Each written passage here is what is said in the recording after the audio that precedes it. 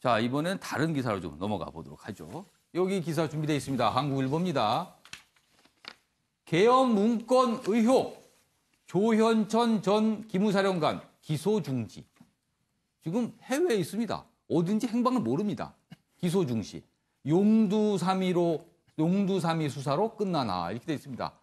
얼마 전에 기무사의 계엄령 관련 문건 떠들썩했습니다. 근데 수사를 벌였는데 막상 뭐 딱히 내용이 없네요. 여기 있습니다. 합수단 중간 수사 결과 작년 12월 미국 출국 후 행방 묘연, 신병 확보 실패로 진상규명 못해. 뭐 여러 가지. 그래서 결국은요. 기한장교든 3명만 불구속 기소하고 그냥 용두사미가 되는 거 아니냐. 이렇게 돼 있습니다. 자, 옆에 기사 좀 보죠. 여기 있습니다. 조선일보 제목이 여기 좀 간단하게 있네. 이거부터 좀 보죠. 여기 보시면요. 내란 음모 캔다더니 공문서 위조 장교 3명만 불구속 기소. 이렇게 어제 수사 결과가 됐고요. 또 옆에 기사 보겠습니다. 지금 미국으로 가 있는 것으로 알려진 조현천 전 기무사령관. 미국에서 찾아낸다 해도 정치범으로 판단된 송환 어려워. 한국 데려와도 규명 쉽지 않을 듯. 이렇게 기사가 돼 있습니다. 자, 그럼 여기서요. 어제 발표 내용 영상으로 보겠습니다. 수사한 결과 금일 조현천 전 기무사령관에 대해 기소 중지 처분을 함께 고발된 박근혜 전 대통령, 황교안 전 대통령 권한대행, 김관진 전 청와대 국가안보실장, 한민구 전 국방부 장관 등 8명에 대해서는 각 참고인 중지 처분을 하였습니다. 이 사건의 전모 및 범죄의 성립 여부를 최종적으로 판단하기 위해 핵심 피의자인 조현천 전 사령관을 조사할 필요가 있으나 조현천이 2017년 12월 13일 미국으로 출국한 후 현재까지 소재가 불명한 상태입니다. 네, 변환봉 변호사. 네. 어제 발표 내용 엄청나게 여론의 주목을 받았고요. 내란 얘기까지 있었던 계엄 문건이었었는데 수사 결과는 그에 미치지 못했습니다. 네. 이거 좀 어떻게 된 겁니까? 아무리 조현천 전 사령관은 신병 확보를 못했다지만 수사가 이렇게 중단이 되는 건가요, 그럼? 계엄령 문건 수사에 대해서는 사실 정치적인 수사라는 반대 의견이 상당히 많았습니다. 예. 그러니까 계엄령 문건을 작성했던 측에서는 탄핵이 기각될 경우 기각이 되고 예. 사회적으로 소요가 도저히 경찰력은 감당할 수 없는 상황에 대비하기 위해서 만들었던 것이다라는 일관된 주장을 예. 하고 있습니다. 그리고 또 사회한 측에서는 그것은 군인이 당연히 해야 될 일이 아니냐. 계엄법에 따라서 해야 되는 것이기 때문에 문제가 없지 않느냐. 물론 그것을 합참의 정보과라든가 계엄과에서 한 것이 아니라 기무사에서 했다는 것이 약간 그렇죠. 문제가 될 수 있고 기무사가 왜 그런 걸 하느냐. 절차적인 문제가 있다. 그건 잘못됐다. 정치적으로 도의적으로 비판할 책임이 있는 건 맞긴 하지만 이 문건 자체가 잘못된 것은 아니냐라는 강력한 의견이 있었습니다. 그리고 사실 조현천 기무사령관이 들어온다 하더라도 그 논리 그대로 답습을 하겠죠. 그리고 만약 이게 정말 내란에 준하는 상황이고 정말 탄핵의 결과에 상관없이 아니면 경찰과 상관없이 탄핵 선고 이후 무조건 계엄을 선포하겠다라고 한다면 그때 내란 음모 혐의가 가능할 겁니다. 근데 그런 경우라면 조현천 장군이 들어오거나 안 들어오거나 상관없이 현재 수사는 충분히 진행될 수가 있겠죠. 근데 이제 결과적으로 검찰이 이런 결과를 채택했던 것은 검찰 입장에서도 조현천 장군이 들어오지 않아서 수사를 못하고 있다는 말은 경찰 입장에서 현재 상황을 놓고 볼 때 탄핵이 기각되고 사회적으로 소요가 커질 때 계엄령을 발동하겠다는 것은 그 자체로 문제가 있다고 보기는 곤란하지 않느냐라는 판단이 작용을 한 것 같습니다. 나중에 혹시라도 기소 이후에 공소 유지 부분에서 조금 그렇죠. 자신감 이런 부분과 관련돼 있을까요? 그러니까 제가 생각하기에는 물론 이제 말씀 전제를 들었다시피 탄핵이 기각되고 사회적으로 소요가 경찰력으로 통제할 수 없는 상황에서 계엄령이 발동된다는 것은 그러한 문건을 합참의 계엄과가 아니라 기무사에서 만들었다는 것 자체는 조금 잘못됐다. 언제까지 군이 정치군으로서 답습할 것이냐라는 비판은 충분히 제기될 수 있고 그 측면에서 기무사를 개혁하고 군에 대해서 좀 정치에 개입하지 마라라는 지적을 할 수는 있긴 하겠지만 이걸 가지고 수사까지 나가면서 계엄위가 내란 음모다까지 거로서는 지나치게 나간 것이 아닌가라는 생각이 좀 듭니다. 김현 실장님, 어제 이 시간에는 기무사 관련해서 이제 세월호 관련 문제를 저희가 전해드렸는데 그때는 여러 가지 사항들이 밝혀졌고요. 처벌이 들어가고 여러 가지 혐의가 있었습니다. 그때는 다양한 내용들이 확정이 돼서 발표가 됐는데 어제는 너무 이렇게 희미하게 그냥 끝나버린 감이 있습니다. 많이 상반되는데 지금 상황이. 글쎄요. 그러니까 이 조현천 전 기무사령관 한 명을 못 잡았으니 더 이상 이걸 수사가 못하겠다. 어렵다. 하고 하면 국민들이 정말 황당한 거죠. 그리고는 윗선에서 무슨 어떤 가능성을 있는데 네. 수사는 더 이상 못 나간다. 네. 아니 그러면은 지금 이거를 수사할 의지가 있는가에 예. 대한 근본적인 의문을 가질 수밖에 없거든요. 그래서 지금 이게 네. 무슨 일인가 좀 갸우뚱하시는 분들이 네, 있어요. 그런 것 같습니다. 그러니까 예. 근데 이제 또 사실 이 계엄령 관련 문건이 사실 최근 몇 달 동안 좀 국민들 사이에서 좀 잊혀진 건 사실입니다. 예. 우리가 이제 그때 촛불 전국 자체가 벌써 시간이 2년이 경과를 예. 했고요. 그때 이런 계엄 문건을 보면서 정말 우리가 평화적으로 촛불을 들었는데 우리가 정말 군대한테 진압을 당할 수도 있었겠구나 하는 굉장히 공포심을 느꼈고 예. 그게 이제 시간이 지나면서 이제 유야무야 됐습니다. 근데 지금 기무사라는 게 우리 기억에 얼마나 많은 사건들을 해왔지 않습니까? 이전에 민간인 사찰부터 시작을 해서 최근에 세월호 보도까지요. 근데 그럼에도 불구하고 지금 기무사를 둘러싼 이런 것들이 명쾌하게 해명이 되지 않는다는 건 현 정부 들어와서 국방 개혁을 추진함에도 불구하고 특히 기무사 같은 경우는 거의 해체 수준으로 해서 재편을 하지 않았습니까? 그럼에도 불구하고 뭔가 과거 어떤 기무사의 세력들이나 이런 사람들이 아직도 이런 연속 성상에서 영향력을 발휘하고 있는 것이 아닌가 하는 뭔가 있지 않은가. 그런 의구심이 굉장히 있습니다. 하긴 많은 분들이 어제 발표 내용을 보고 저거를 어떻게 이해를 해야 될까? 더 이상 수사가 진행할 수가 없다. 한 사람이 확보가 안 돼서. 그렇죠. 그러면 이 조윤천 전 사령관처럼 돈이 있는 사람은 미국으로 도망을 가서 잘 사는 형제들의 조력을 받고 숨어 있으면 그만인 거고요. 그냥 국내에 있는 사람들이나 아니면 정말 그 검찰이나 경찰이 잡으려고 마음만 먹으면 또 범죄인들은 잡혀지거든요.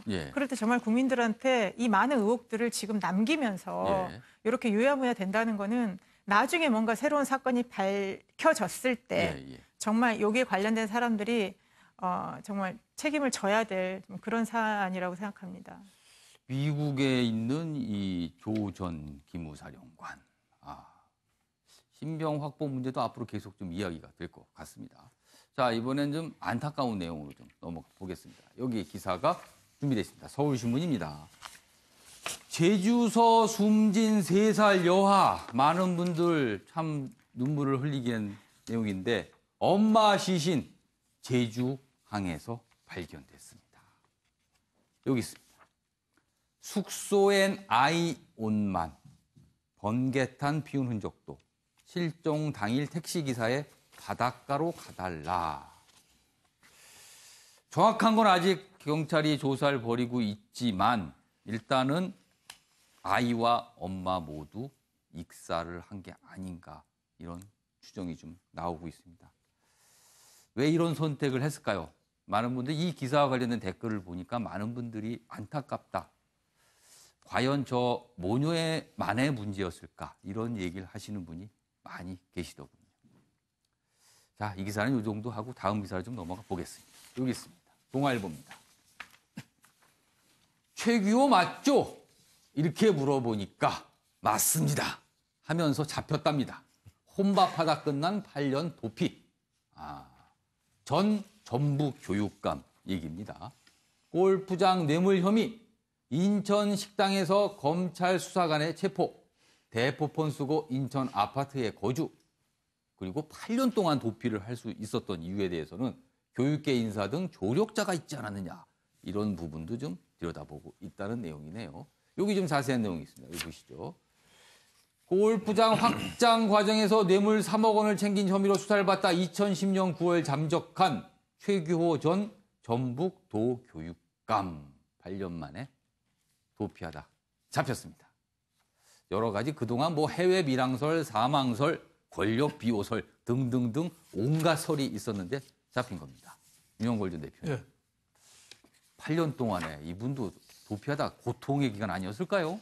그러니까 레미제라블의 장발장 생각이 나더라고요. 평생을 도망 다니다가 나중에 회개하고 구원 받았습니다만은 이분도 교육감으로 있다가 뇌물을 받았으면서 2010년에 출두하겠다고 검찰이 얘기해놓고 다음 날 잠적을 했어요. 그래서 8년간 숨어 다닌 거예요. 근데 그때 처벌을 받았으면 이미 출소하지 않았을까요? 그래서 저는 어릴 때 우리 구호가 학교 벽에 많이 붙어 있었어요. 자수하여 강명 찾자. 전봇대에도 많이 붙어 있고 예, 있었어요. 예. 2010년에 들어갔으면은 벌써 나왔죠. 그렇겠네요. 3억이라는 돈이 뭐 특가법에서 예. 어느 정도 큰 처벌인지 모르지만 대충 한 뭐 2, 3년 추징금 좀 내고 뭐 징역하면 나왔을 것 같습니다. 지금 2, 3년 살고 나왔고 예. 뭐 휠체어 타고 또 뭐 곧 돌아가실 것까지 하면은 예. 2, 3년도 안 걸릴 거예요. 근데 예. 벌써 했을 텐데 그동안에 이렇게 고생하고 피해 다니고 또 다른 직업도 아니고 교육감이잖아요. 예. 학생들 자녀들을 관계된 예. 선생님과 관계된 교육감이 예. 8년간 저렇게 숨어서 행동했다는 게 좀 이해가 안 가고 그렇습니다. 동생이 물론 뭐 농어촌 공사 사장이죠. 예, 예. 그래서 뭐 숨겨줬다는 그걸 뭐 아직은 검찰에서 모릅니다. 또 그냥 수사를 일단은 또 뭐 한다는 얘기도 얘기만 있는데 나오고 있습니다. 8년간 70 다 된 사람이 예. 자력으로 이렇게 숨어서 있었을까? 아. 검찰이 이거 찾으려면 이거 못 찾았을까? 아. 뭐 아무리 뭐 대리 진료로 다른 그러네요. 사람 이름으로 받고 신용카드를 안 썼고 해도 예. 70 다 된 분이 예. 갈 때는 뭐 뻔한 거 아니에요? 예. 제가 보기에는 조금 이것도 정관념 예우 냄새가 누군가는 좀 뭔가 비호를 받은 비올까요? 아니면 무관심이었을까요? 무관심은 저는 아니라고 봅니다. 누군가는 여기도 철저하게 비호한 또 세력이 저는 예. 있다고 봅니다. 그래서 이런 부분에 관해서 좀 수사가 좀 더 해야지. 이분은 뭐 3억 원 받았으니까 예. 도망 다닌 거 아니에요. 예. 이 수사보다도 비호한 사람에 대한 수사가 좀 본격적으로 돼야 된다고 봅니다. 알겠습니다. 자, 이번에는 정치권 두 명의 인물 이야기 좀 해보겠습니다. 첫 번째 인물, 음주운전과 관련된 인물입니다. 여기 보시죠. 평화당 음주운전 이용주 징계 돌연 연기. 원래 어제 하려고 했는데 연기가 됐습니다. 시간 끌기 병 도졌다라고 서울신문은 아주 호되게 비판을 하고 있습니다. 절차 따른다더니 경찰 조사 후 출석. 당 14일 소명 듣고 결정. 감싸기 여전하다. 내부에서는 제명할 정도 아니야. 뭐 이런 말이 나오는데 대응이 안일하다. 또 이렇게 비판을 하고 있네요. 자, 옆에 기사도 좀 보죠. 이런 상황에서 어제 이용주 의원은요. 징계 어제 열리는 날인데 연기가 됐죠. 윤창호 씨 병문안을 갔답니다. 징계 거기는 연기를 하고. 그래서 일각에서는요. 징계 피하려는 꼼수냐? 뭐 이런 비판도 나온다고 하네요. 자, 어제 당에서 발표 내용 저희가 좀 보겠습니다. 경찰 조사 후에 나가서 상세히 진술을 하겠다고 했기 때문에 그러면서 연기 요청을 했기 때문에 지난번에 부여하기로 했던 진술 기회를 여전히 한 번 더 줘야 되겠다. 네, 김시호 교수님, 이 상황 어떻게 보십니까? 지금 이제 민주평화당이 지금 예. 의석수 한 석이 굉장히 아쉬운 그런 거기가 때라서 지금 아주 20석을 못 채운 상황에서 한 석이 아쉽긴 하죠. 예, 그래서 이제 그런 좀 정치적인 고려가 있는 현상들이고 예. 그래서 이제 좀 뭐 어떻게 좀 넘어가 볼까. 또 한편 이제 그 어쨌든 이 음주운전 처벌에 관련된 이제 예. 법안을 발의한 예. 참여도 하고 뭐 해서 이런 음주운전 했다는 게 더 이제 문제가 되긴 했습니다만 예. 그래도 이제 그런 이제 스스로의 반성과 그다음에 음주운전에 대한 이런 문제들을 좀 해결하려고 하는 모습을 보였으니까 정상 청장을 해야 되는 거 아니냐. 예. 이런 부분들이 다 이제 이렇게 좀 혼합되어 있는 거죠. 예. 이제 과연 이제 이 음주운전 문제를 좀 지금 사회적으로 이제 범죄로 규정을 하고 이제 좀 바꿔 나가자라고 하는 이런 상황에서 이게 얼마만큼 이제 국민들에게 이제 좀 이해를 시킬 수 있을까. 예. 그래서 오히려 그 의석수 아쉽다라고 하는 부분 이게 소탐 대실할 가능성도 있다. 예. 지금 민주평화당이. 예. 그래서 좀 더 전향적으로 지금 이제 이 국민적인 그 요구에 예. 좀 부응하는 방식으로 선택이 필요한 거 아닌가 생각이 듭니다. 김효연 실장님, 네. 언뜻 드는 생각이요. 시간을 좀 보면서 여론이 어떻게 가는지 눈치를 봐서 여론이 조금 수그러들면 약하게, 여론이 여전히 세면 좀 수위를 높여서 징계를 하려는 혹시 그런 속내가 당에 있는 거 아닐까요? 근데 이거는 시간을 끈다고 해서 해결될 예. 문제는 아니라고 생각합니다. 예, 예. 지금 음주운전의 심각성은 예. 너무나 국민들이 공감하고 갈수록 있고요. 커지고 있습니다. 그 그리고 심각성에 대한 인식이. 지금 매일 언론에서도 보면 예. 정말 이해할 수 없는 음주운전 그 운전자들의 행위가 정말 예. 엽기적으로 보도가 되고 있기 예. 때문에 이번에 정말 음주운전을 정말 근절해야 된다. 예. 살인 행위로 우리가 규정을 해야 된다라는 국민적 인식이 강한 상태에서 예. 이용주 의원이 이렇게 하는 거는요. 개인에게도 도움이 안 되고 당에도 도움이 안 되고요. 예. 평화당이 지금 어차피 교섭단체도 아닌데 예. 뭐 한석에 연연할 필요는 없다고 보고요. 이용주 의원이 정말 그 어찌됐든 초선 의원으로서 예. 지난번에 최순실 그 국정조사 예. 같은 예. 특위위원으로 활동을 잘 했거든요. 많은 활약을 했죠. 예. 본인이 정치적인 그 행보에 있어서 이런 식의 결정은 향후에도 굉장히 악영향을 오히려 미칠 더 거라고 본인이 약간 숙이면서 과감한 행동을 보여주는 게 생각합니다. 예. 지금 윤창호 씨 병문안 가가지고 면회 시간에 안마를 돕기도 했다. 이런 걸 가지고 국민들이 감동을 하겠습니까? 지금 윤창호 씨는 뇌사 상태 아닙니까? 네, 그렇습니다. 그래서 저는 거길 찾아가서 평화당과 이용주 의원이 정말 올바른 선택을 해야 된다고 생각합니다. 물론 본인은 본인의 행동에 대한 사과를 좀 하고 싶다는 마음이 들 수 있겠죠. 그러나 여론이 보기에는 뭐지? 징계는 연기하고 저길 간대. 이렇게 보이는 게 또 사실이긴 합니다.